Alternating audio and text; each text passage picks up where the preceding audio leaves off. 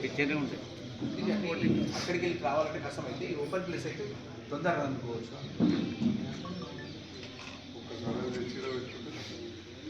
పత్రికేయులందరికీ కూడా నమస్కారం. రాయకల్ పట్టణానికి మొట్టమొదటిసారిగా గౌరవ మంత్రివర్యులు లక్ష్మణ్ కుమార్ గారు సంక్షేమ శాఖ మంత్రులు వస్తున్న సందర్భంలో ఒక సన్నాహక సమావేశాన్ని ఇక్కడ ముఖ్యులు అధికారులతో కలిపి ఇప్పుడే మున్సిపల్ ఆఫీస్లో అధికారులతో మాట్లాడడం జరిగింది. అక్కడ నుండి ఈరోజు ఇక్కడ మార్కండేయ మందిరంలో ఎక్కడైతే మంత్రి గారి సభ జరుగుతుందో ఇక్కడ కూడా అన్ని వసతులు చూసుకున్న తర్వాత ఈ పత్రికా సమావేశాన్ని ఏర్పాటు చేయడం జరిగింది. ఈ సందర్భంగా పత్రికా మిత్రులందరూ కూడా నమస్కారాలు తెలియజేస్తూ రాయకల్ పట్టణానికి సంబంధించి మనం గత 10 సంవత్సరాలుగా ప్రత్యేకమైన దృష్టి పెట్టి 2018లో అంటే దాదాపు 7 సంవత్సరాల క్రితం 25 కోట్ల రూపాయలు మంజూరు చేయించుకోవడం జరిగింది. దాంట్లో భాగంగా ఒక 16 కోట్ల రూపాయల పనులు 2023 వరకు పూర్తయిందే. తర్వాత 7 కోట్ల రూపాయల పనులు 2024 జూన్ తర్వాత బిల్లులు ఇవ్వడం కానీ పనులు పూర్తవడం జరిగింది. దీన్ని సహకరించిన గౌరవ ముఖ్యమంత్రి గారు, వారే పురపాలక శాఖ మంత్రి అంటే పట్టణాలకు మంత్రి మన ముఖ్యమంత్రి వారు ఆ నిధులు మంజూరు చేసినందుకు నేను హృదయపూర్వక ధన్యవాదాలు తెలియజేస్తూ, పాత 25 కోట్లలో ఇంకా 82 లక్షలు ఉంటే కూడా దానికి కూడా అప్రూవల్ ఇచ్చారు. అవి కూడా టెండర్లు పిలుస్తున్నామని చెప్పి కూడా ఈ సందర్భంగా తెలియజేస్తున్నాం. మరి ఇవే కాకుండా రాయకల్ పట్టణానికి 15 కోట్ల రూపాయలు నగరాభివృద్ధి స్కీమ్ కింద రావడం జరిగింది. మరి మనకంటే 300 పెద్దగా ఉండే కోరుట్ల పట్టణానికి 18.5 కోట్లు వస్తే రాయకల్ పట్టణానికి పాతై దాదాపు 8 కోట్లు, ఇవి 15 కోట్లు, అంటే 23 కోట్ల రూపాయలతోటి పనులు జరగబోవడం జరుగుతూ ఉందని చెప్పి తెలియజేస్తాం. అయితే ఈ 15 కోట్లలో టెండర్లు 5 కోట్లు స్టామ్ వాటర్ డ్రైన్స్, ఇంత పెద్ద పట్టణానికి పంట కాలువ కాడ కావచ్చు, మాదియకుంట కాడ కావచ్చు, ఎంఆర్ఓ ఆఫీస్కి వెళ్ళి మైతాపూర్ రోడ్డు దిక్కు కావచ్చు, ఇటు ఇటుకాల రోడ్డు కావచ్చు, ఇట్లా పెద్ద పెద్ద వాటికి కూడా మోర్లు లేని పరిస్థితి ఉంది. మురుగునీళ్ళు ఎటువాలో తెలియని పరిస్థితి. కమిషనర్ గారు, వార్డ్ ఆఫీసర్లు, మాజీ మున్సిపల్ చైర్మన్ గారు, వైస్ చైర్మన్, కౌన్సిలర్స్ కంప్లీట్గా ఫస్ట్ సెకండ్ వార్డ్ మొత్తం కూడా పాదయాత్ర చేస్తూ చెరువు కట్ట దాకా పోయాం.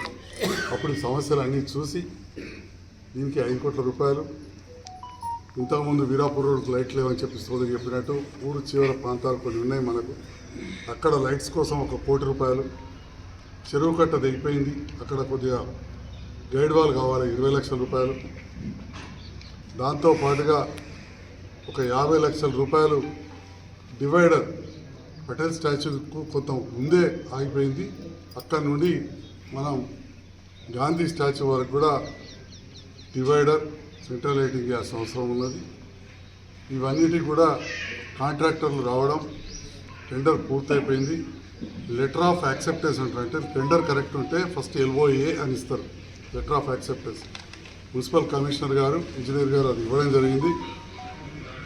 సో పనులు ఎప్పుడైతే అప్పుడు కూడా కాంట్రాక్టర్ మొదలు పెట్టచ్చు. కాబట్టి గౌరవ మంత్రి గారి చేతుల మీదుగా భూమి పూజ కార్యక్రమం మార్కండేయ మందిరం దగ్గర జరుగుతుందని చెప్పే సందర్భంగా తెలియజేస్తా ఉన్నాం.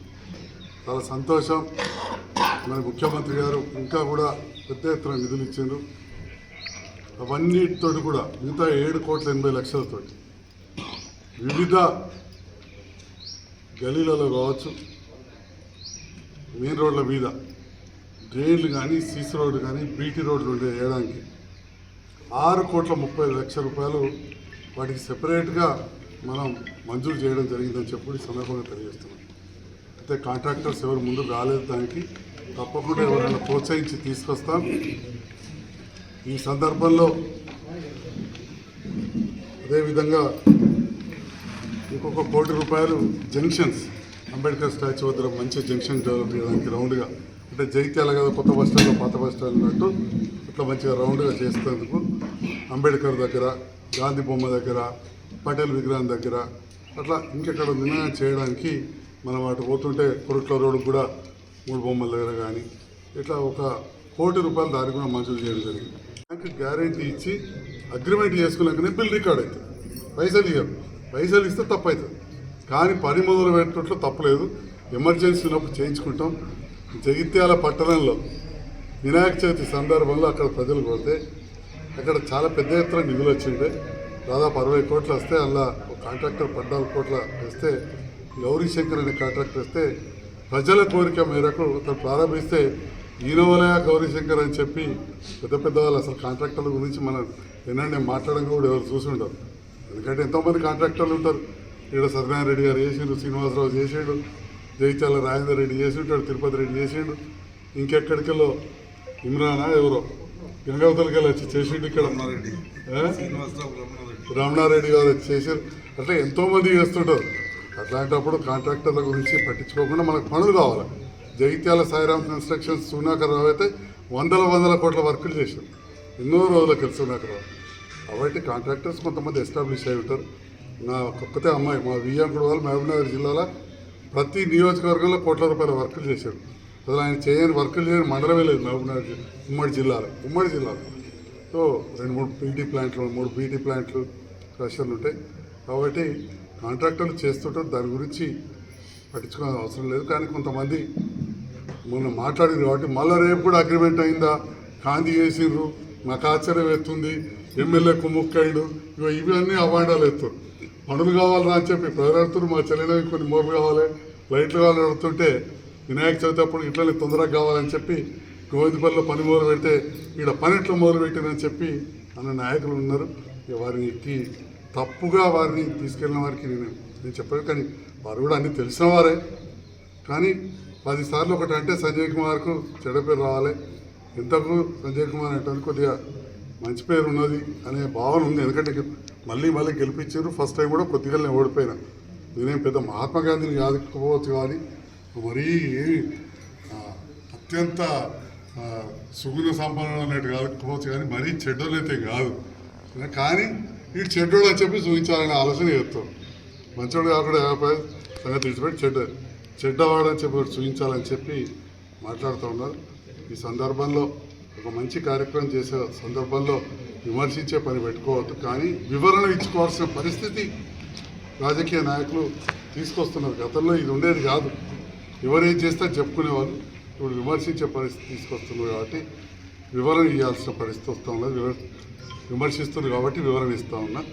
ఈ సందర్భంలో ఈ పిలువగానే వచ్చిన మా పాత్రికేయ మిత్రులకు ధన్యవాదాలు తెలియజేస్తూ, మీడియా ద్వారా రాయకల్ ప్రజలకు విజ్ఞప్తి, మంత్రి గారు అయిన తర్వాత లక్ష్మణ్ కుమార్ గారు మొట్టమొదటిసారిగా రాయకల్ వస్తున్న సందర్భంలో ఇది అధికారిక ప్రోగ్రాం కాబట్టి రాజకీయాలకు అతీతంగా అన్ని వర్గాల ప్రజలు, అందరూ నాయకులు మరియు మహిళా సంఘాల వాళ్ళు వడ్డీ లేని రుణాలు ఇచ్చే కార్యక్రమం కూడా ఉంది. కాబట్టి అందరూ కూడా పద్మశాలి సంఘంకు 2 గంటల వరకు రావాల్సింది కోరుతున్నాం.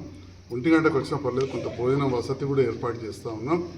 1 గంట వరకే పద్మశాలి సేవా సంఘంకి వచ్చేసి భోజనం చేస్తే 2 గంటల వరకు మంత్రి గారు వస్తారు. 3-3:30 వరకు కార్యక్రమం అయిపోతుంది. మరి ఇటు ఈ 7,20,00,000 పనులకు భూమి పూజ కార్యక్రమం, మహిళా సంఘాలకు వడ్డీ లేని రుణాల పంపిణీ కూడా ఉంది. కాబట్టి మా మహిళా సోదరిమణులు పెద్ద ఎత్తున కొద్దిగా మరీ వయసు పైబడిన వాళ్ళని కాకుండా తీసుకొని రావాల్సిందిగా కోరుతూ, మీడియా ద్వారా ఇంతకుముందు చెప్పినట్టు రాజకీయాలకు అతీతంగా అందరూ పాల్గొనాలని కోరుతున్నాం.